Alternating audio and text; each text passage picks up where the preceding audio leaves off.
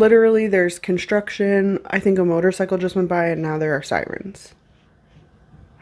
What is happening? I don't know what's happening today. Hey everyone, welcome back to the channel. My name is Sam. If you're new here, welcome. I make weekly videos about internet nonsense where we try to talk through it with a little bit of research, sometimes a little bit of sass. If you like this video, I hope that you will like and subscribe so that you never miss an upload from me. I hope that you all had a great Thanksgiving week last week, made it through spending time with your families. I know I did. And if you're not American, I hope you just had a good week last week. But if you're like me, while I was spending time with my family, I was also scrolling TikTok quite a bit. And in normal scrolling fashion, I stumbled across a few TikToks that really got under my skin. So I wanted to talk about them today with you. Now, if you remember, it was not that long ago that we were on this channel talking about Anna O'Brien, aka Glitter and Lasers, being afraid to go to the doctor. She posted an entire video about how she had been putting off a doctor's visit because she was so afraid and so fearful. And once she finally got to the doctor, she learned that she had some autoimmune issues, and now she was having to go through treatment plans because she hadn't been putting preventative care in place previously. She was really frustrated, and she tearfully shouted at the camera for people to go to the doctor and to not be afraid. And that message was really heartfelt and tearful coming from Anna. And when she said the words, you could tell that she really meant it. So, if you haven't guessed already what these TikToks are about, it's about fear-mongering doctors' appointments and doctors in general. And the reason these TikToks really got to me this time is that they weren't the typical just, doctors are fat phobic, doctors are gonna tell you to lose weight style TikToks that we're used to seeing from fat acceptance. This time, they were role-playing the doctors. Let me just show you. The first is Sammy, who we've talked about on this channel before. Her TikTok username is Find Food Freedom, and I find Sammy hella problematic. So if you don't know who she is, I'm going to do a quick introduction. If you've never run across her before, sorry in advance for introducing you to her, but we have to talk about it before we dive into her TikTok because it'll make a little more sense. Sammy is known for repeating over and over and over again that she is a certified personal trainer, a licensed intuitive eating coach, and a registered dietitian. She is a thin woman who promotes intuitive eating as a one-size-fits-all program and refuses to acknowledge that intuitive eating could be harmful to people who are recovering from binge eating disorder, when in fact she knows nothing about what it's like to reside in a larger body or be overweight. She has a history of bad TikToks and TikToks with misinformation in them, all in the name of promoting her intuitive eating coaching business. The TikTok in question is this one. We just got your lab work back, and you might want to sit down for this one. I have something to share with you. Okay, what is it, Doc? You have obesity. Excuse me? Are you trying to say that the size of my body is a disease? Precisely. Yes, that's what I'm saying. And what lab values are telling you that I'm now diagnosed with obesity? Well, when I look at your actual numbers here, your hemoglobin A1C, your blood glucose, your total cholesterol, your HDL, your LDL, your blood pressure, all your numbers are within normal range. So you're saying that all my blood levels are normal, but I have a disease based on my BMI? Yes. That's correct. I think you should lose weight and you would be healthier. But if all of my lab values are in normal range, then why do I need to lose weight? Because I think you would be healthier if you lost weight. If a patient in a smaller body had all of their blood levels in normal range, would you tell them to lose weight? No. Well, thanks for giving me a perfect example of weight stigma.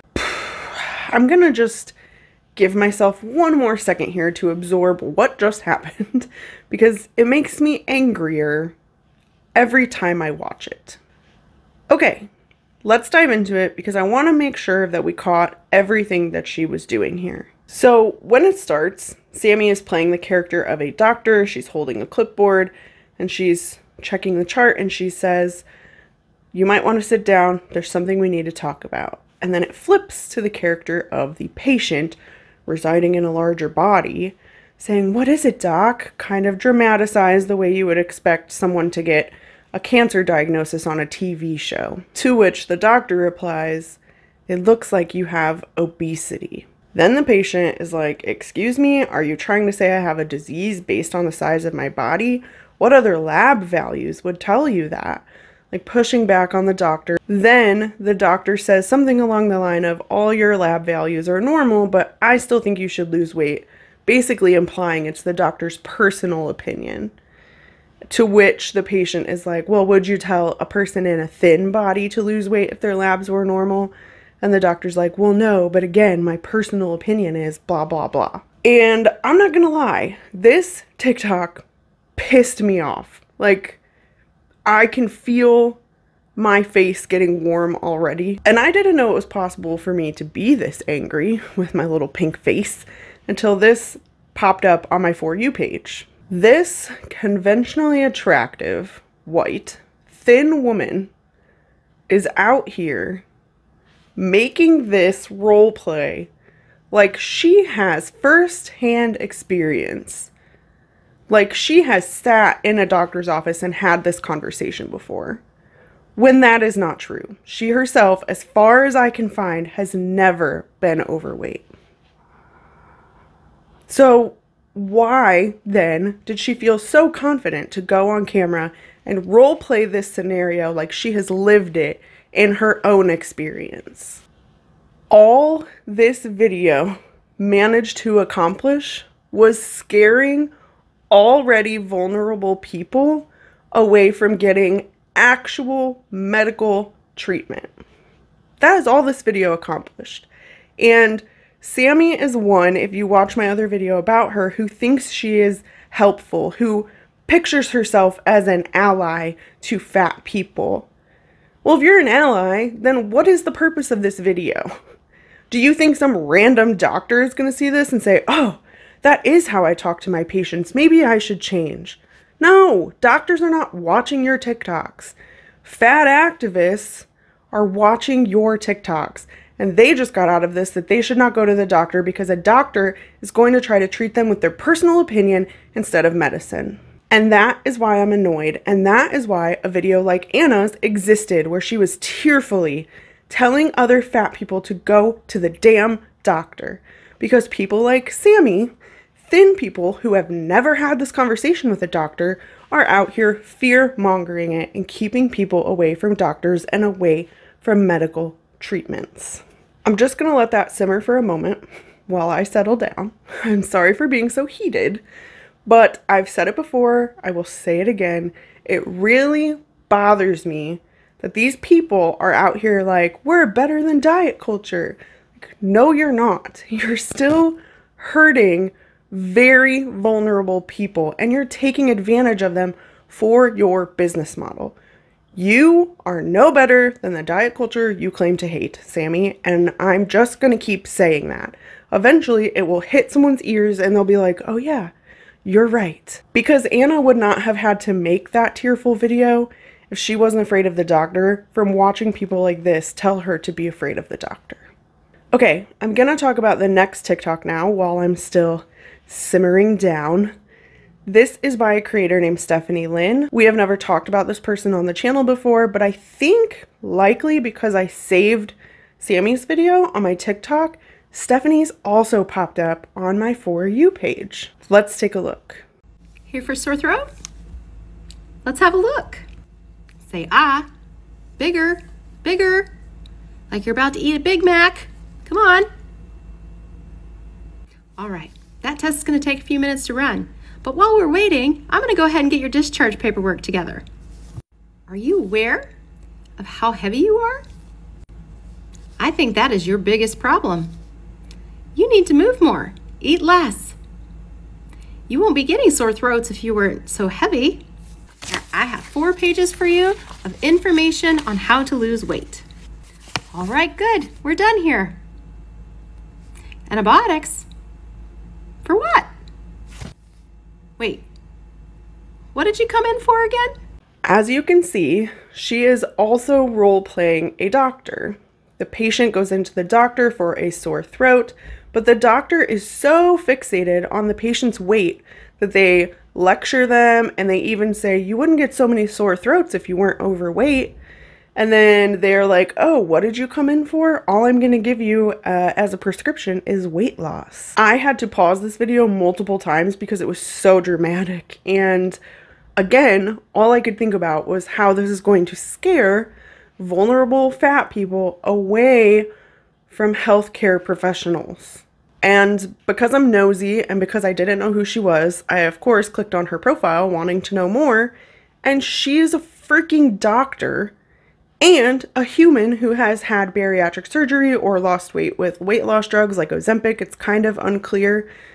She doesn't really clarify in her content what she did, but she has lost a lot of weight.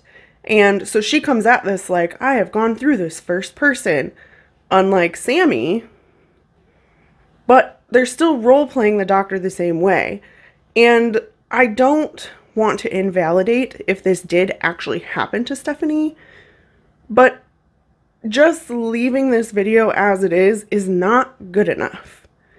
Once again, she actually admits that she's coming from the angle of trying to help her doctor peers understand that they shouldn't treat patients that way. Once again, I ask, who do you think is watching these TikToks? Do you think it's doctors? Because I don't. Once again, I think it's fat people. I think it's fat acceptance. I think it's people who are interested in weight loss drugs because they're not happy with their body weight. And all this did was make them afraid of doctors. And as a fat person, I have had these conversations with doctors. They suck. They suck so hard.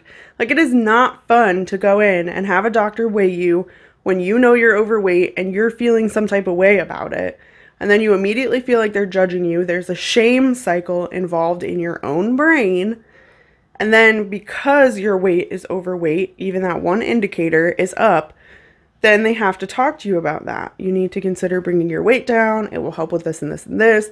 It's just a spiel that they have to give to you because one of your vitals, not the overarching, but one of your vitals is off. They have to tell you. The same way, even if your weight was within range, but your blood pressure was high, they have to tell you that your blood pressure is high because it's a vital. It still sucks because of the shame that's built into it. I'm not saying that that makes it any easier, but it's something that they have to do. Their lectures are annoying and patronizing sometimes, true, but these videos, as far as my experience is concerned, are so far from the truth. Like, doctors never say, well, it's my personal opinion that you should lose weight. There's a real reason that they have to say those words to you. They're not just doing it to do it. Do you think they like having those conversations? Because I wouldn't assume so. It's like Sammy thought they were getting some sort of sick pleasure out of it. And I think Stephanie could have done a better job of telling a patient, if that's happening to them, how they should advocate for themselves, rather than just villainizing doctors. Every time I've had my doctor mention my weight, because I am, based on this chart, classified as a super fat, even with all the weight that I've lost, they always mention weight loss sort of in passing, like they're checking a box of things that they have to talk to you about. It's never rude, it's never over the top. They ask you if you want to ask questions, but it's not like they force you to. And the truth is, they give you a prescription and you just do with it what you will. It doesn't necessarily mean you have to fill it, which makes it super easy to just blow it off. So I guess I want to add something helpful and how to advocate for yourself if you do feel like a doctor's being rude to you, or if you have had an experience like Stephanie Lynn seems to be saying she had. Stand up for yourself. Like, you can say things back to a doctor. You don't necessarily have to be argumentative. You can ask them questions and just see where the conversation goes. I had to push back on a doctor recently based on the medical things that I have going on. They were like, well, it's this and it's growing into this, but we think if we just take this part out. And I was like, but you said it's growing into it. So how does scraping the outside help if it's inside? And they literally were like, No one's ever asked that before. You're right. So like, sometimes I think you have to push back. It doesn't necessarily mean that you have to be argumentative. You don't have to put yourself in confrontation. If you don't like confrontation, ding, ding, ding. Me, I avoid all confrontation because that's just who I am as a human. But you are allowed to ask questions and you are allowed to stand up for yourself. You don't have to just nod your head and go along with it and hold back tears and then cry in your car. And if you're feeling called out, it's because I see you, because I've done that. But you don't have to do that. And I just want to bring it right back around to good old Sammy at Find Food Freedom. Doctors do not operate based on their personal opinions. Like, that is so facetious to just put out on the internet in a 3-minute TikTok. And it still shocks me that people do this. Like, why? What is the purpose? There are mounds and mounds and mounds of evidence proving that being overweight is not healthy for you. And yes, your weight is not everything. I said it. It's one measurement, but it's one measurement that correlates to a lot of other diseases. And to try to keep yourself as healthy as possible, you want every single one of your markers to be in a good range or as close to a good range as you can, including your weight, including your blood pressure, including your A1C. They're all different, but they all work together. And I know from personal experience that being overweight only gets worse with age. Like, the older I get, the worse it got for me. They told me that my numbers were good when I was in my 20s, and then as soon as I hit 30, it was like, whoa, hold the phone, there are things happening in your body. And have you ever noticed that as fat acceptance activists get older, the ones who are especially vocal switch to being off camera, to only tweeting, maybe even only tweeting about doctor's appointments and how fat phobic doctors are, sort of implying that they have a lot of doctor's appointments? I wonder why. It probably has nothing to do with their weight. Have you ever thought about that?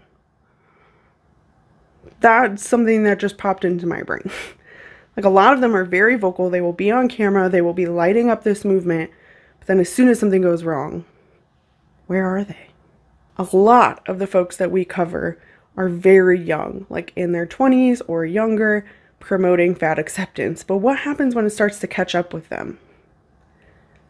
I wish at some point in my early life I had had someone tell me, if you only did the prevention, if you only try to keep this close to range, you don't necessarily have to be in it when you're in your 20s, but stay close to it. Because if you prevent, you won't have to go through these treatments. Like, I honestly believe that you should have all of the information up front, and then it's up to you to do with it what you will. But most of us don't even have the information, so then how can we act appropriately? And then once we're in our 30s and we're overweight because we've been told that this is okay, and we start to hit health problems, boom, boom, boom, the people who are poor and buying fast food because they're poor and live in a food desert now have medical bills out the fucking asshole. But tell me again why being fat is so great. Again, I'll wait. If anyone from Fat Acceptance is in the audience, I will wait. It's just so close to my heart because I have experienced it, and I have experienced being an idiot and taking full advantage of being young and made of rubber. Now that I'm in my 30s, I can't say that anymore. And finally, things are coming out to help people. Better bariatric surgeries, better weight loss drugs. And I don't think it's right to dissuade people. Again, give them all of the information. Let them make their choices, but don't dissuade people from using tools that will help them better their lives. That is what these TikToks have done, and that is why I wanted to talk about them today. Because once again, I feel like you gotta shine a little light in the darkness. The final bit of advice that I would give to young people out there, old people out there, does not matter. Do not follow the blonde-haired, blue-eyed influencer who tells you they have the magic pill. That has literally gotten me nowhere, and I have followed a lot of pretty influencers simply because they were pretty and looked like they had their lives together, and I wanted to be just like them. Most of them don't have their lives together. They're just really good at putting out on camera exactly what they want you to see so they can sell you the magic pill that will never work for you. Go into it with a healthy amount of skepticism, and the minute they show you who they really are, get rid of them. You don't need them in your life. I don't need them in my life. You don't need them in your life. Let's be better about it. All right, that is all I have for today. Thank you so much for watching. I will see you in the next one. Bye.